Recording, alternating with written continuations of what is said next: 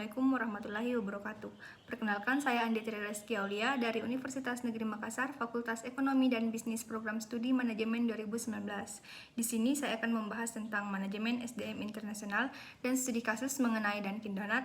Langsung saja, terlebih dahulu saya akan menjelaskan pengertian dari manajemen SDM internasional itu sendiri. Selanjutnya yaitu pengertian manajemen internasional. Manajemen SDM internasional banyak digunakan oleh perusahaan multinasional atau perusahaan yang hendak mengembangkan usahanya ke dunia internasional. Istilah manajemen SDM internasional merujuk kepada implementasi aspek-aspek manajemen dalam ruang lingkup manajemen. Di era modern seperti sekarang ini, sudah banyak perusahaan yang melakukan kegiatan bisnisnya secara lebih global. Proses produksi, distribusi, penjualan, dan hal-hal yang berkaitan dengan proses bisnis diupayakan sedemikian rupa agar bisa terus bersaing di tengah era bisnis global modern. Manajemen Sumber Daya Manusia Internasional atau MSDMI ini adalah proses mempekerjakan, mengembangkan, dan memberi penghargaan orang di dalam organisasi internasional atau global. Hal ini melibatkan manajemen sumber daya manusia secara mendunia, tidak hanya manajemen sumber daya manusia mancanegara, namun bisa sampai lintas negara. Maka dari itu, MSDM internasional merupakan proses pemberdayaan untuk memanfaatkan sumber daya manusia secara efektif dengan pengadaan tenaga kerja luar negeri dan dalam negeri, alokasi dan pemanfaatan SDA yang ada pada suatu negara. Selanjutnya, definisi manajemen sumber daya manusia internasional. Morgan mendefinisikan manajemen SDM global sebagai pengaruh yang mempengaruhi atau interplay di antara ketiga dimensi aktivitas SDM, tipe-tipe karyawan, dan negara-negara operasi. Dalam terminologi luas, manajemen SDM global melibatkan aktivitas-aktivitas yang seperti MSDM domestik. Morgan menggambarkan MSDM global dalam tiga dimensi yang meliputi aktivitas-aktivitas SDM. Aktivitas-aktivitas SDM yang luas meliputi pengadaan tenaga kerja, alokasi, dan pemanfaatan.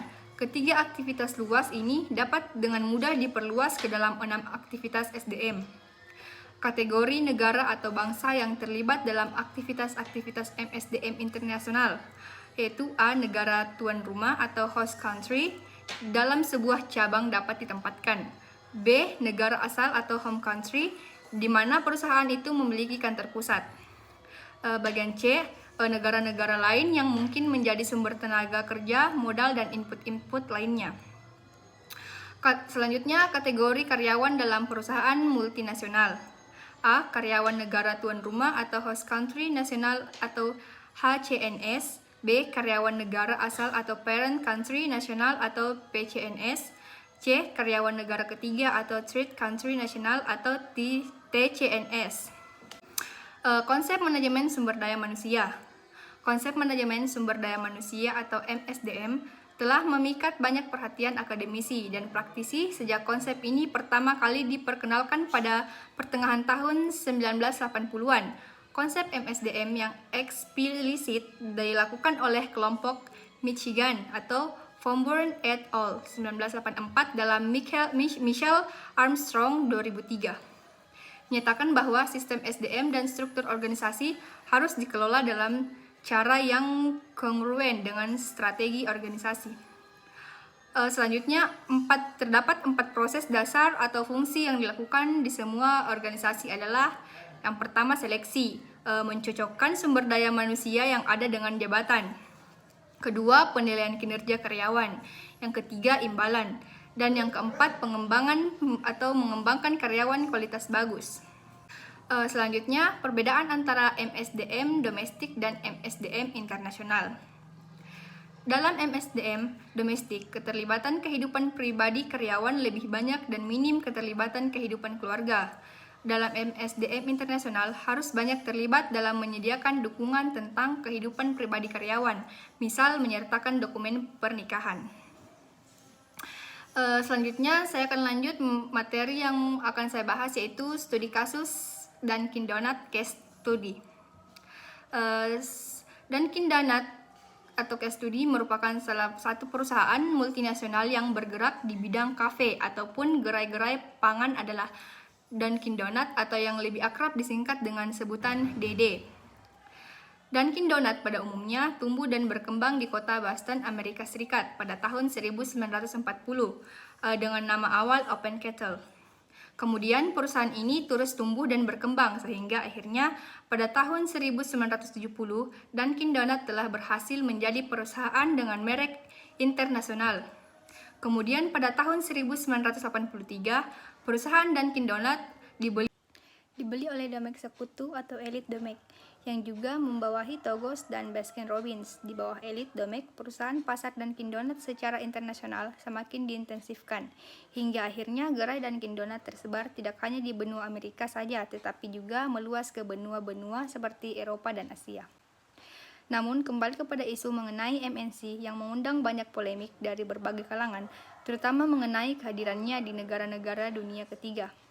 Perusahaan-perusahaan multinasional dianggap sebagai ancaman bagi usaha-usaha lokal di negara tempat ia berada.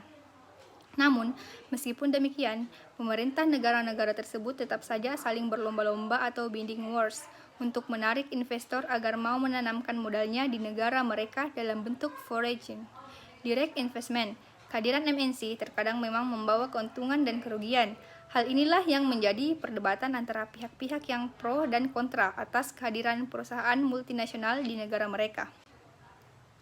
Selanjutnya, masuknya Dunkin Donut di Indonesia. Dunkin Donut pertama kali masuk ke Indonesia melalui penanaman modal asing. Langsungnya dengan membuka perusahaan pertamanya di Jakarta. Dunkin Donut sebelumnya juga telah membuka cabang-cabangnya atau franchise di berbagai negara seperti negara-negara di Eropa.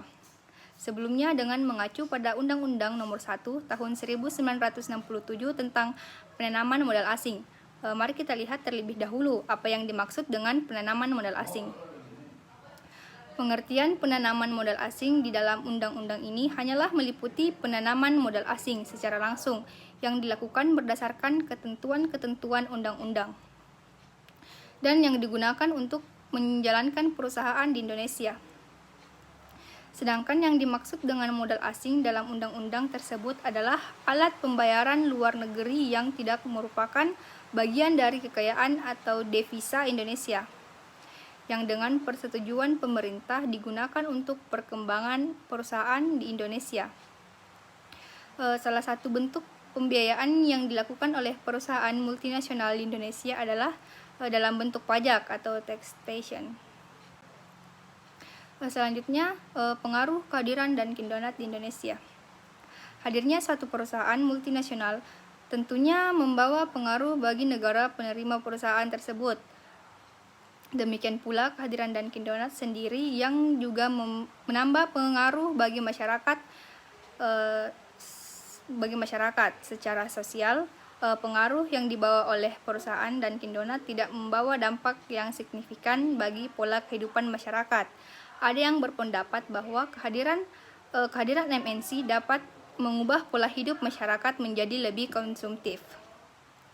Secara ekonomi kehadiran dan keberadaan Dunkin Donut tidak sampai mengancam eksistensi atau keberadaan usaha-usaha donat lokal yang ada. Buktinya sampai saat ini kita masih menjumpai penjual-penjual yang menjalankan donat buatan industri rumah tangga ataupun industri kecil, baik di pasar-pasar tradisional, sekolah-sekolah maupun kantor, warung, serta pedagang-pedagang keliling. Kehadiran Dunkin Donut dianggap sebagai salah satu varian dan jenis-jenis donat yang ada. Selain itu, adanya segmentasi pasar tersendiri dari Dunkin Donut membuat eksistensi usaha-usaha donat lokal yang ada tetap terjaga. Selanjutnya, dampak kehadiran Dunkin Donut terhadap pertumbuhan dan perkembangan usaha lokal. Perusahaan multinasional Dunkin Donut terbukti tidak sampai mengancam eksistensi atau keberadaan perusahaan lokal yang ada. Pedagang-pedagang tradisional banyak yang menjajankan donat-donat dari usaha industri kecil ataupun usaha rumah tangga. Bahkan saat ini pun industri rumahan tersebut banyak yang mengadaptasi adonan kue donat yang lebih lembut. Adanya segmentasi pasar juga menjamin keberlangsungan perusahaan donat-donat lokal, sehingga kehadiran Dunkin Donut tidak terlalu mengancam usaha-usaha tersebut. Di samping itu, saat ini pun sudah mulai banyak perusahaan-perusahaan donat lokal yang mampu menghasilkan produk-produk donat berkualitas. Bahkan sebagian dari mereka sudah mempunyai nama ataupun membuka gerai berkonsep resto donat dan kopi seperti halnya Dunkin Donut, sebut saja Donut I Crave, Java Donut, Jeko, Donut Oishi, Mr. Donut, dan lain-lain. Donat-donat lokal ini juga tidak kalah digemarinya oleh para penikmat donat. Opini menurut saya, kehadiran perusahaan multinasional dan Dunkin' Donat di Indonesia telah memancing timbulnya persaingan dari perusahaan lokal yang sejenis. Terbukti saat ini mulai banyak bermunculan perusahaan donat lokal yang menghasilkan donat-donat berkualitas sampai dengan yang berbentuk resto, donat, dan kopi. Sebut saja Donat I Crave, Java Donut, Donat Kampung Utami atau Doku Donat Indonesia, Ringmaster sampai Donat Jeko yang sampai digemari para penikmat donat. Dunkin' Donat yang merupakan restoran donat dan kopi dengan jaringan terbesar di dunia saat ini terbukti mampu merangsang pertumbuhan perusahaan donat lokal yang ada. Cukup itu yang bisa saya sampaikan, lebih dan kurangnya mohon dimaafkan. Wabillahi taufiq wal hidayah. Assalamualaikum warahmatullahi wabarakatuh.